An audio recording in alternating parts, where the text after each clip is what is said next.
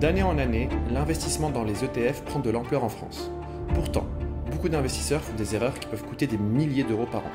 Dans cette vidéo, nous allons parler des 4 erreurs trop souvent commises par les investisseurs particuliers sur les ETF. Salut Abdallah, salut à tous. Alors je te propose qu'on rentre directement dans le vif du sujet. Selon toi, quelle est la première erreur à laquelle tu penses en voyant ce sujet? La première erreur à laquelle je pense et que je vois beaucoup trop fréquemment, c'est celle de vouloir accumuler beaucoup d'ETF et qui conduit à une forme d'ETF picking. Beaucoup d'investisseurs, souvent débutants, cherchent à construire un portefeuille complexe et multiplient les ETF thématiques ou régionaux. Alors bien sûr, l'objectif est de surperformer le marché, mais aussi de construire des portefeuilles moins volatiles. Selon moi, en faisant cela, en fait, on s'écarte de la philosophie de base de l'investissement en ETF qui est de reproduire à l'identique la performance d'un marché donné. C'est ce qu'on peut faire par exemple en investissant dans un ETF S&P 500 ou bien CAC 40. Pourtant, je vois souvent des portefeuilles comme celui-ci avec du S&P 500, du Nasdaq 100, du MSCI Emerging Market, du MSCI World, un ETF thématique sur l'eau, du CAC 40, de l'Eurostoxx 600. Mais moi, je vois plusieurs problèmes dans ce portefeuille. Premièrement, il y a des doublons. Par exemple, entre le CAC 40 et l'Eurostoxx 600, il y a pas mal de valeurs qui se chevauchent. Donc en fait, on ne diversifie pas vraiment le portefeuille. On peut dire la même chose pour le S&P 500, le MSCI World ou le Nasdaq 100. De plus, certaines zones géographiques ne sont pas très pertinentes selon moi. Prenons l'exemple des marchés émergents et du MSCI Emerging Market. Sur les 10 dernières années, sa performance a été plus faible qu'un indice américain comme le S&P 500. Et rien n'indique que ce sera différent dans les années à venir. Ensuite, cette multiplication du nombre d'ETF complexifie inutilement la gestion du portefeuille. Or, la beauté et l'efficacité de la stratégie ETF, c'est justement qu'elle soit simple et facile à tenir sur la durée. Et comme toute stratégie d'investissement, le plus important, c'est de pouvoir s'y tenir sur le long terme, c'est-à-dire sur 10 ans, 20 ans, 30 ans et 40 ans. Personnellement, je recommande de garder les choses simples avec 2 à 3 ETF maximum si vous êtes dans une stratégie de gestion passive. Maintenant, vous pouvez même en avoir un et je trouve pas ça choquant, par exemple du S&P 500 ou du MSCI World, ça suffit largement pour s'exposer au marché actions. Super transition. En effet, comme tu dis, Abdallah, l'objectif des ETF, c'est de reproduire la performance d'un marché donné, mais surtout, c'est de le reproduire à faible coût. C'est justement la deuxième erreur qu'on voit trop souvent chez les investisseurs particuliers, c'est de ne pas faire attention aux frais. Par exemple, on a pris deux ETF S&P 500. Dans le premier exemple, on a des frais de gestion de 0,10% par an. Et puis dans le deuxième, on a des frais de gestion de 0,30% par an. Dans les deux exemples, nous avons investi 500 euros par mois pendant 30 ans.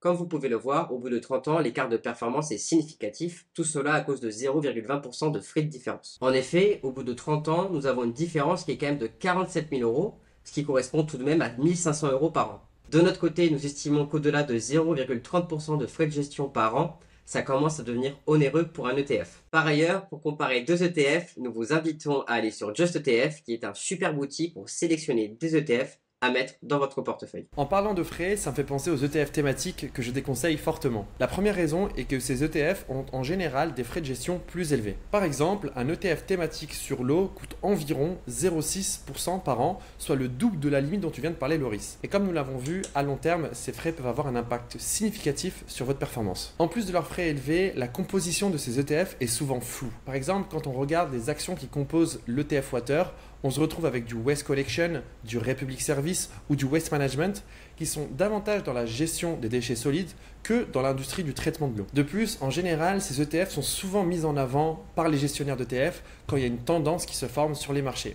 En général, quand ça se produit, c'est souvent qu'on est plus proche de la fin du cycle que du début. Un exemple marquant est celui des ETF sur la thématique des énergies renouvelables qui ont proliféré avant l'explosion de la bulle à la fin de l'année 2020. Depuis, ces ETF sous-performent largement les indices comme le CAC 40, comme on peut le voir sur ce graphique. De façon générale, je recommande donc d'éviter les ETF thématiques car en plus d'être plus cher que la moyenne, cela va encore une fois à l'encontre de la philosophie d'investissement dans les ETF qui est de reproduire à faible coût la performance d'un marché dans sa globalité sans tenter d'anticiper quelle thématique ou secteur va surperformer. Et si malgré tout vous voulez vous exposer à un secteur spécifique, il est préférable d'investir dans des ETF qui répliquent des indices qui ont une certaine ancienneté et une méthodologie claire d'entrée et de sortie des actions qui le composent. Cela permet d'avoir un historique de marché avec des performances réelles sur plusieurs cycles, des hausses et des baisses, et c'est bien mieux que des backtests à qui on peut faire dire tout et n'importe quoi. Par exemple, pour l'industrie des semi-conducteurs, il existe l'indice SOX qui existe depuis 1993.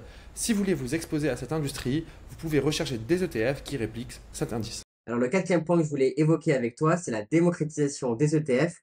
On a souvent tendance à penser que les indices sont toujours haussiers sur le long terme. Alors, sur le long terme, il est vrai que les indices sont haussiers, mais il peut tout à fait se passer de très longues périodes où les marchés peuvent être baissiers. On va prendre un exemple concret avec le Nikkei, l'indice japonais. Il aura fallu plus de 35 ans à l'indice Nikkei pour retrouver son plus haut de 1989. Dans cet exemple, même si vous êtes investisseur long terme, un DCA sur cette période aurait paru très long. Et puis, il y a un exemple qui nous parle un petit peu plus, qui est le Nasdaq. Pour celui-ci, il aura fallu plus de 14 ans pour retrouver son point le plus haut de l'année 2000. Alors, qu'est-ce que j'essaie de démontrer au travers de ces exemples? Tout simplement qu'il est plutôt facile de sous-estimer la difficulté de maintenir un DCA durant un marché baissier. Pour les investisseurs les plus âgés, il reste peut-être encore les séquelles du crack de 2008.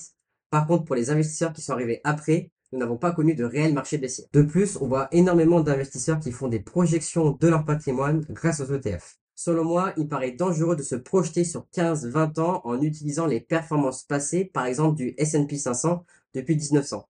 En effet, si vous avez un projet de vie comme partir à la retraite ou acheter une maison, prendre les performances passées, c'est rarement une bonne idée. Personnellement, ce que je vous recommande, c'est de vous poser les questions suivantes si vous souhaitez investir en ETF. Suis-je réellement convaincu par cet investissement, soit un ETF S&P 500 ou un ETF Water?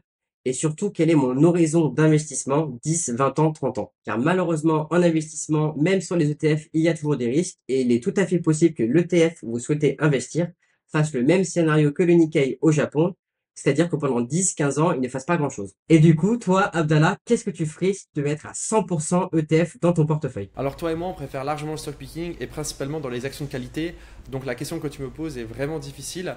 Si je devais construire un portefeuille 100% ETF, j'irais vers des indices qui me parlent vraiment. Comme je l'ai dit tout à l'heure, moi je ferais un portefeuille extrêmement simple, donc avec un seul ETF. Et moi, l'indice qui me parle le plus, c'est le Nasdaq 100. Pourquoi? Car c'est un indice qui est fortement concentré dans des actions technologiques et je pense qu'elles vont continuer à surperformer le marché à l'avenir car elles sont exposées à des thématiques fortes comme l'intelligence artificielle et d'autres types d'innovations. Maintenant, cet indice a aussi un défaut majeur, c'est qu'il est très volatile. Personnellement, moi, ça ne me dérange pas beaucoup parce que 1, je tolère la volatilité et 2, j'ai un horizon d'investissement très long. Donc ça me convient parfaitement. Maintenant, je peux comprendre et je peux entendre qu'ils ne conviennent pas à tout le monde. Et toi, Loris, quels ETF choisirais-tu pour combiner ETF et stock picking? Personnellement, je trouve qu'on a souvent tendance à opposer gestion passive et gestion active. Au contraire, je pense que l'association des deux peut être excellent pour tout investisseur. Par exemple, vous pouvez prendre le S&P 500, qui est un indice américain plus diversifié que le Nasdaq 100. Et puis, de l'autre côté, si vous avez une appétence pour certains dossiers, que ce soit en Europe ou aux États-Unis, vous pouvez toujours investir directement dans des actions de qualité. Par exemple, j'ai un ami à moi qui possède une grande partie de son patrimoine sur un ETF S&P 500. Et puis, il a aussi quelques dossiers en portefeuille qu'il apprécie, notamment du LVMH ou encore du Air Liquide. Je pense que combiner ETF et stock picking, ça peut faire sens pour beaucoup d'investisseurs pour avoir un ratio rendement-risque intéressant. Clairement, il est tout à fait possible de combiner ETF et stock picking. Encore faut-il que dans la poche stock picking, on investisse dans de belles actions. Nous, de notre côté, on a fait un e-book de 177 actions de qualité, que ce soit en Europe et en Amérique du Nord. Pour le télécharger, vous avez le lien en description. Et puis Loris, nous on se dit à bientôt dans une prochaine vidéo. Salut! Salut!